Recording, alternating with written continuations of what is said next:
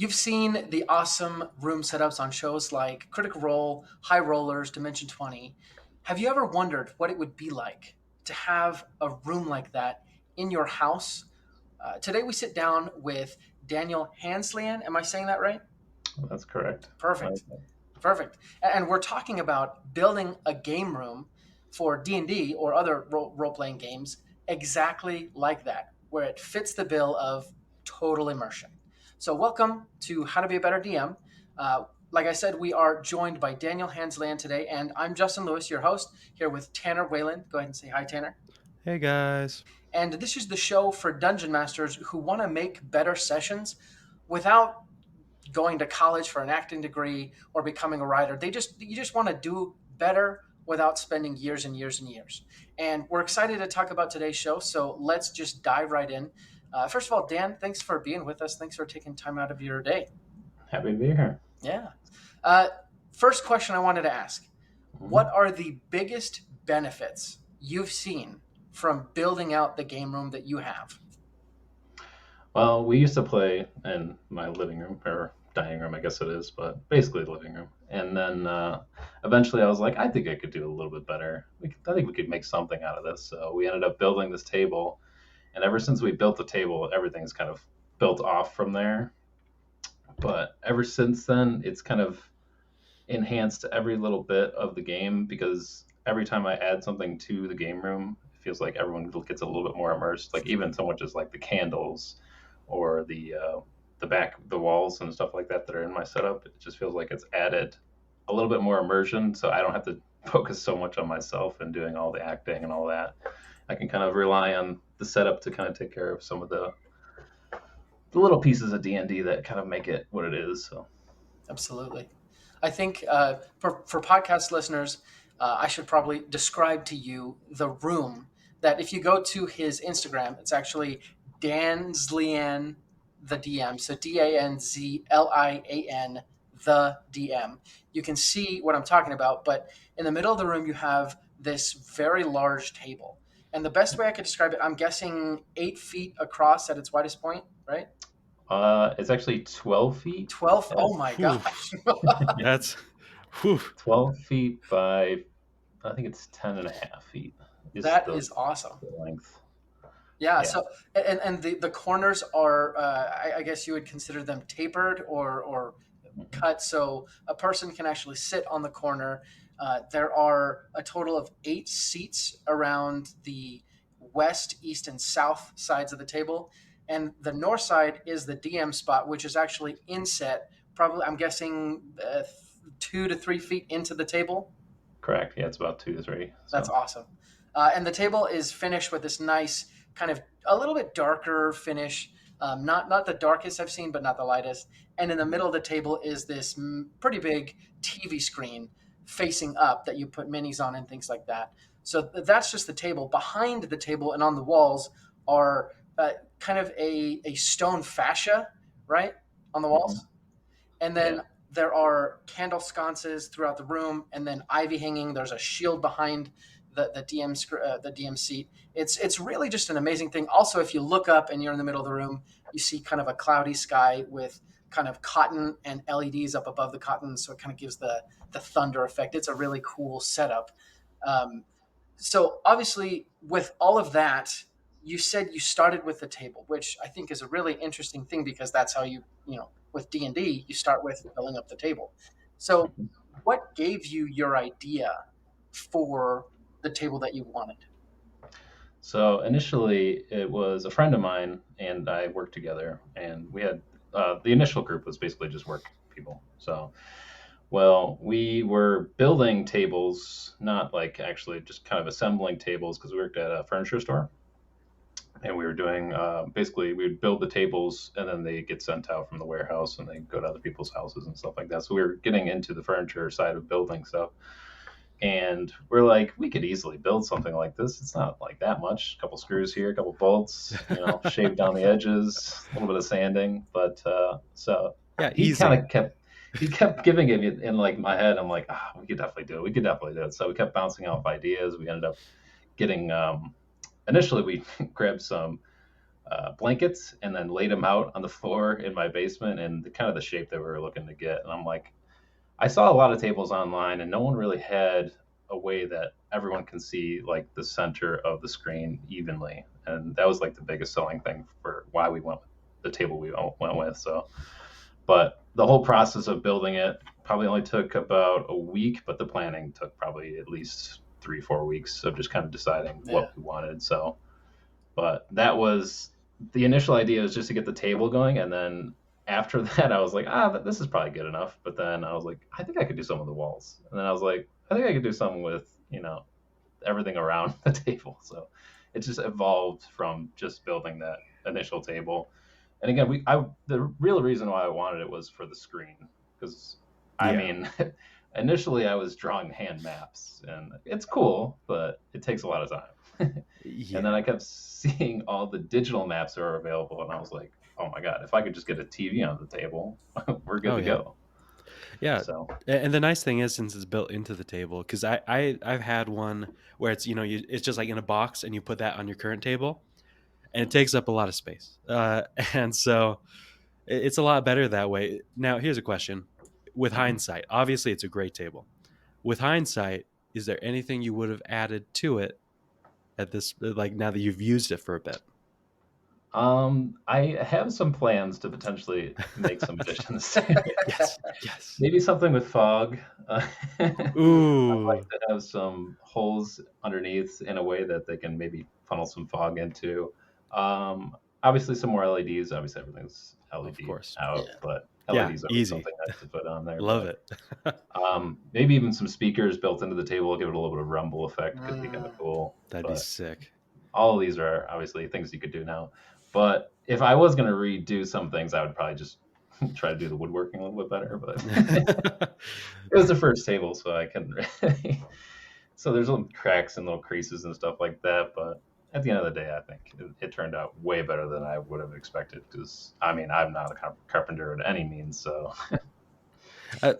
I love that, because it's, I mean, for everyone listening, keep in mind that it's like, even if you don't feel confident, you don't have to do it once and do it perfect. Like obviously you did very well, but like for had some help. Yeah. But like in the end, it's like, hey, you can make a pretty good first version.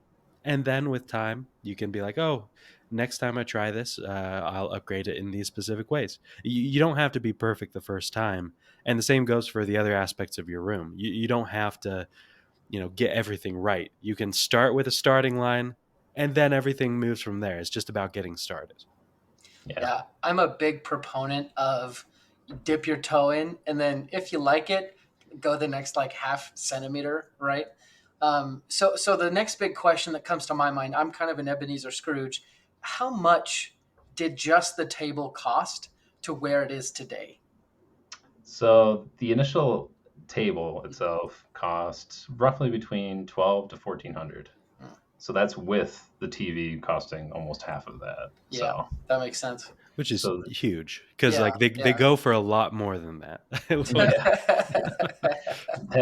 The TV is a 55-inch Samsung TV, which ended up being, I think, $650 when I bought it. Wow. And the wood itself wasn't actually that much. Actually, the wood was probably only $150 in terms, because it's just pine. It's nothing like walnut or anything crazy. So. And then the felt was probably one of the more bigger expenses. The two big sheets of felt that cover, it was actually not felt, it's like a neoprene foam, kind of like a mouse pad. Like a dry suit? Yeah, like a dry suit. But that was probably almost $200. The two pieces, like each was $100. So. Dang. But yeah, it definitely, it wasn't expensive as I thought it was going to be when we first, because I was like, my buddy and I were going to chip in half, and then I ended up paying most of it because it didn't cost as much as I thought it was going to be. Because, I mean, my computer really costs more than the table. But yeah, everything else around the table has been just, again, little add-ons. But my whole goal with the whole room is that everything could be taken away. So even like the walls, like I didn't want a permanent solution, because again, if you ever had to sell your house, people having a dungeon in their basement would be a little weird. So I mean, depending on the buyer. The other buyer's like 50 over asking, 50K over asking. Yeah, I'm paying everything for this table. Yeah. But Actually, the whole table is designed in the idea that it could be taken out and Wow. moved. So it's basically you can cut it right in half, except for the base. The base is its own thing, but Mhm. the main part of the top is just two pieces of plywood, so that they can be taken off and then Okay. taken right upstairs. So That's really cool. yeah. Um, Tanner, do you have a question? You look like you were going to say something. No, Okay. I'm blown away because like specifically, I think that like some people might be like, oh, I don't have a friend who does carpentry. I don't have a friend who does. It's like, here's the thing: you don't have to do a table. You don't have to do things exactly how you did it. You can get like steps along it. Like I said, that I used a box TV one that you put on the table.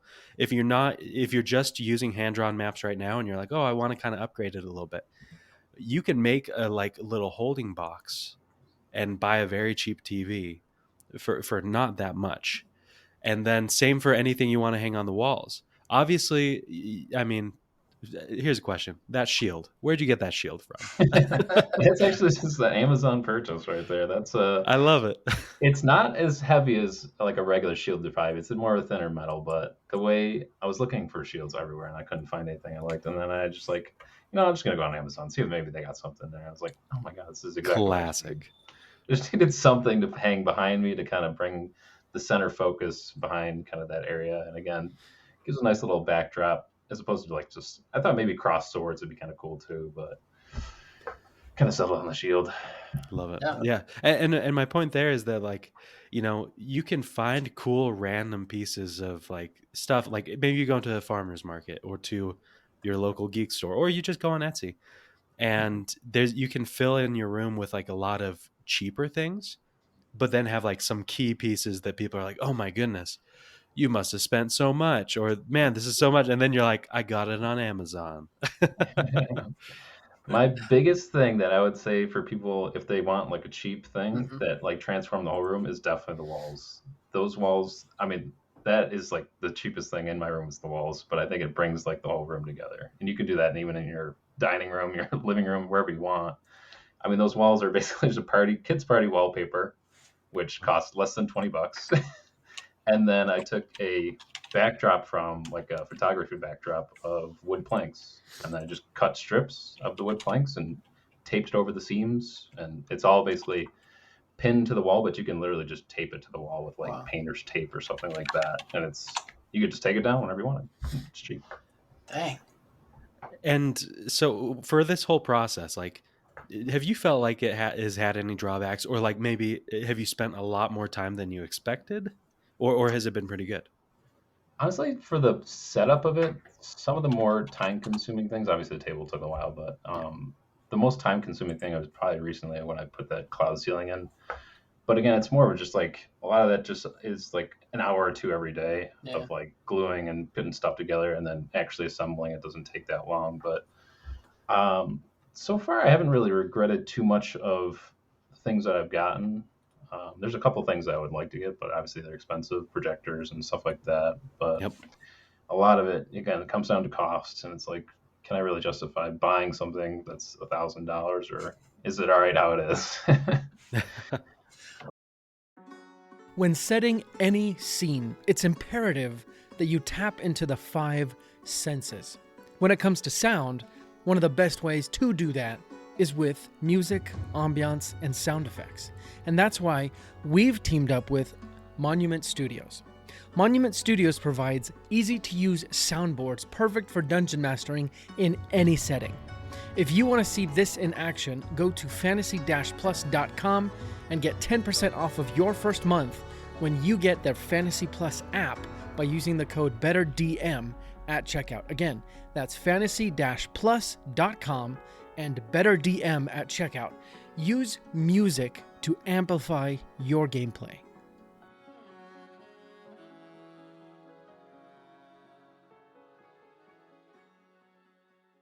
I'm really glad you used the word justify. So, um, are you married? Do you have a significant other that you live with in the house? Yes, I am Oh. married and expecting a child soon. Oh, So congrats. That's awesome. Congrats. thank you. That is so cool. Hmm. With being married, the natural question from one married man to another is, how in the world did you get your wife to sign off and say, yes, this is okay for you to do in our house? Luckily, she's actually a pretty big gamer, and I ended up convincing her initially to play with our group because we were missing some people. Not missing, but we only had a group of like three, and I was like, "You should just play with us. You know, you're gonna be there already. Might as well just hop in." And again, you like games, and she's big into like MMOs and kind of the same idea: build your character out, and play it out. I mean, that's pretty much all D&D is. Make it what you want. So Yeah. she's not as hyped as some of my other players are, but she likes playing. I think she likes the battles and she likes the puzzles and things that come up with. But we actually met through gaming, so it kind of worked out that she is such a big gamer too. So I think you lucked out then. You chose rightly before you tried to convince. Yeah, it would have been hard to get a sports person into that, but Sure. my brother actually is more of an athlete kind of sports person, and he is probably my biggest fan, like biggest component, wanting to do games all the time. And I'm like, I would never have expected you to be wanting to play this nerdy game with us, being like the big athlete jock kind of guy. But People surprise you. mhm. You never know who's going to come out of the woodwork saying, I've always wanted to try that. The next question I want to ask is, out of everything that you've invested in, were there any things that you were maybe surprised at, kind of the lack of return, right? You thought that it would be a bigger payoff, and it was just kind of like, oh yeah, I got that, it's nice, but I was maybe expecting a little bit more, things to stay away from, essentially. Hmm. That's a good question. I haven't really found too much that's been like it's a big expense. Hmm. Again, I try to keep things lower cost.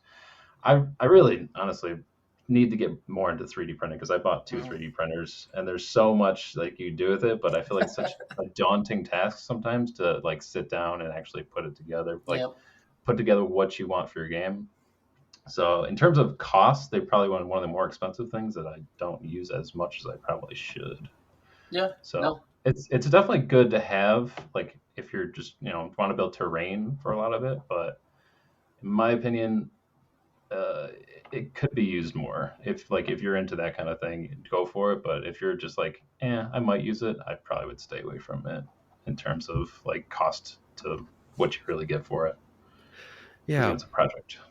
Yeah, and kind of speaking of the project element of it all, I could see a world where you just made the table, and then you're like, "Oh, good enough." Like, what kind of helped you keep the ball rolling, so to speak, and like continue to look for ways to upgrade it?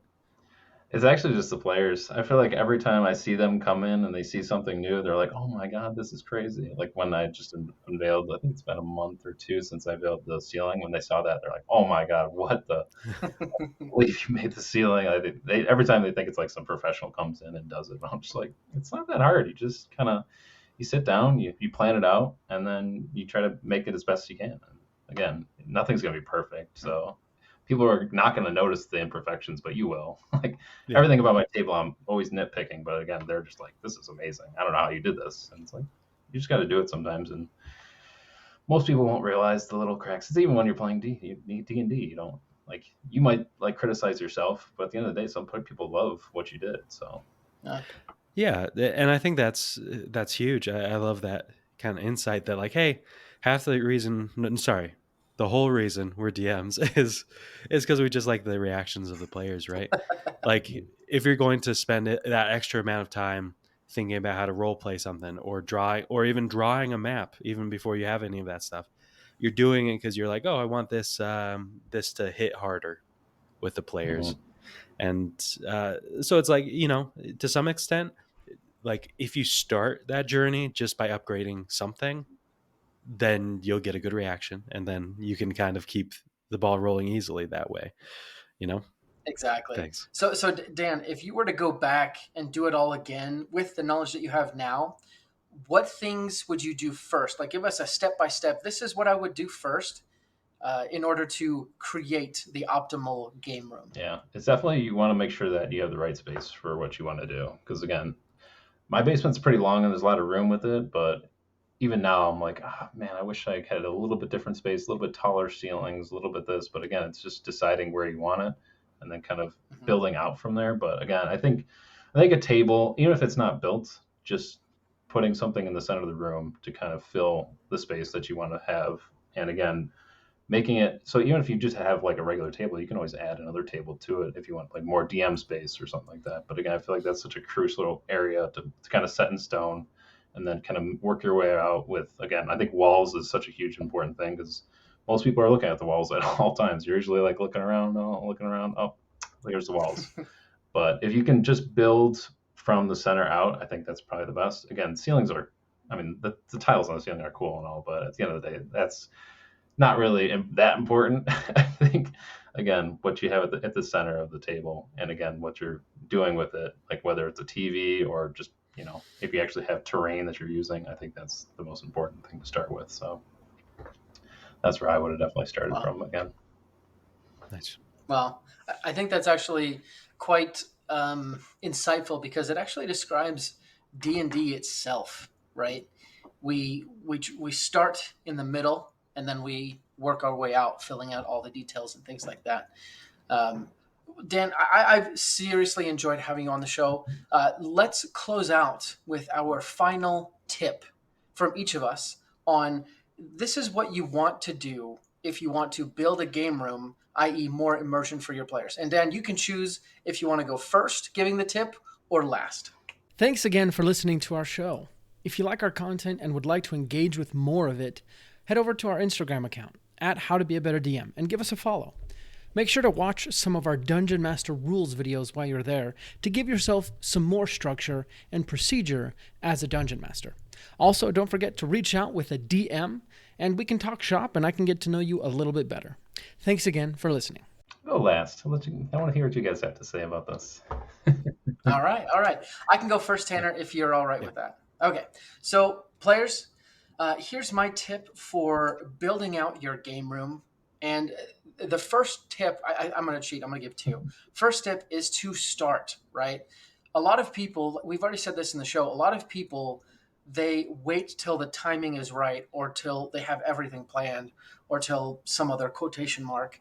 But you really just need to start. If you think of something, then go do that thing. And every little bit is going to help with your immersion. The next thing I would say is don't blow your cash on just the fanciest thing you see without looking for a cheaper alternative. Because, like Dan said, as I was looking for wall fascia to put on, Home Depot naturally has like real stone that you can put on your wall. Now that has one effect, but obviously if you do kind of a cheaper version that's plastic, people still they understand that it's plastic, but you still get the effect, right? So make sure you're not necessarily going for the fanciest option when you could find a cheaper option, especially if you don't know exactly what you want. Yep. Love it. For me, it's partially in the same vein. I would say, keep it simple, stupid, right? Like that's KISS. I think that when you're starting, focus on the main things, namely the wall, like the table, and maybe the lighting / music. Like focus on those main things first. Because as far as the other stuff, like the little bottles of dice, the little like the miniatures, things like that, those are all nice, but they can feel more like clutter rather than kind of revolutionary.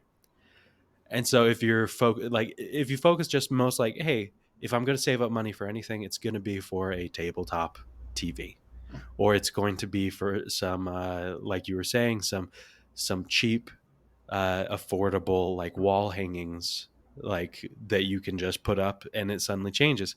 And as a bonus for that, if you don't have a room to dedicate, having things that are simple like that you can just put up with some tape, that you can just put on your existing table, things like that, it's a great way to start, at least until you eventually do have a space where you can just keep it always a game room, right? Mm-hmm. Absolutely. Yeah, those are great. So for me, I would say just to kind of envision what you want from the start, because again, it's harder to move around things once you kind of already started placing things. It's easy to like you said, buy things and just kind of fill your room with a bunch of stuff. But it's good to have an idea of what you kind of want it to look like at the end. And if you start with that and kind of work your way from like the smallest piece until you have like a giant piece. Like again, I have all these ideas for little things I can add onto my room, but at the end of the day, like if I don't have, say, the funds or the time or something like that, you don't want to like jump all in. I gotta have everything right at the start. Just kind of take little pieces by little pieces, add them into the room, because again, people will notice those things, and honestly, it's probably better to have those little notices versus like everybody like, I don't know where to look, everything's everywhere, and you just want to add little things, keep everybody on their toes. Your players are gonna love seeing all the new things in your room, and again, I think that's the most important thing, is to see the reaction of your players at the end of the day. So Yeah. I love it. Honestly, this conversation has gotten me excited, thinking of how can I make my game room that much better. And I'm gonna have to talk with my wife and see if she'll let me. it's more But fun. again, thanks. Yeah, exactly. Thanks, Dan, for joining us on the show. Before we let you go, tell our listener how they can reach out to you, how they can support you, see what you're up to, all the Yeah, things. obviously, if you want to check out most of my stuff, I pretty much put everything onto my Instagram at Hanzlian the DM. I also have Twitter. It's kind of basically the same posts that I put up there.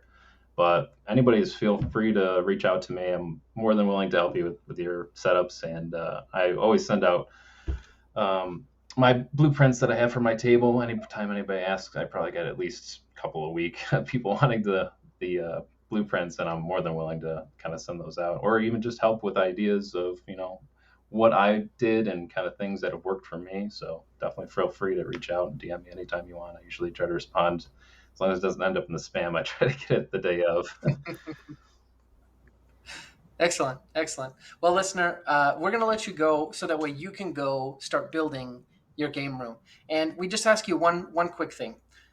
As you do, make sure you take pictures and send it to us so we can glory in the game room you're building, even if we're not necessarily at that point quite yet, because of wives and whatnot. But send us pictures. Let us know how it's going for you, and let us see the cool things you're up to. Until next time, let's go ahead and roll initiative.